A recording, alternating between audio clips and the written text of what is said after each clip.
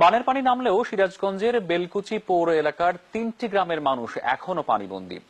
সরকারি খাল দখল হয়ে যাওয়ায় পানি নামছে না, তাই এমন দুর্গতি তাদের। এ অবস্থায় মানবেতর দিন কাটছে পানিবন্দী মানুষের। যমুনার পানি কমেছে 3 সপ্তাহ আগেই, অথচ সিরাজগঞ্জের বেলকুচিবাসী এখনো পানিবন্দী।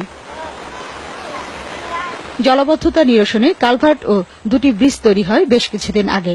অভিযোগ আছে, এলাকার প্রভাবশালীরা আশপাশের বেশ কিছু জায়গা দখলে নিয়ে তৈরি করেছে অবৈধ স্থাপনা।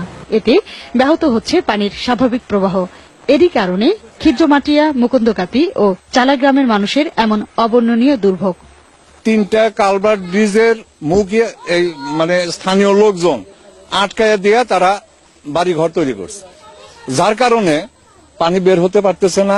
স্কুল কলেজ ছাত্রছাত্রীরা যাইতে পারতেছে না, মানুষ বাড়াইতে পারতেছে না, হাট বাজারে যাইতে পারতেছে না, এই দুর্ভোগে আছে। 1.5 মাস ধরে পানিবন্দী থাকায় চর্মসহ নানা রোগে আক্রান্ত স্থানীয়রা।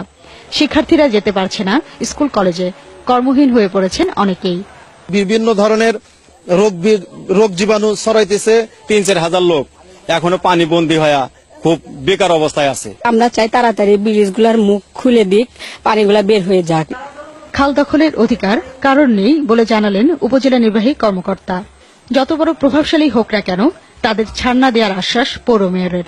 সে যত বড় প্রভাবশালী হোক, যেই হোক, আমার তাতে কিছু আসে না। আমার পৌরসভার মানুষের সুবিধার্থে, মানুষের উপকারার্থে আমি কাজ করি। খাল বা পুকুর এগুলো ভরাট করে কোনোভাবেই জলবদ্ধতা সৃষ্টি করা আমাদের কাম্য নয়। এই বিষয়ে আমরা অগ্রসর হচ্ছি। জলাবদ্ধতা থেকে 4000 গ্রামবাসীকে রক্ষায় কালভার্ট ও ব্রিজের আশপাশের জায়গার আবর্জনা পরিষ্কার করে পানি প্রবাহ অবাধ করার দাবি সবার। কামরুন্নাহার কাকলি, যমুনা নিউজ।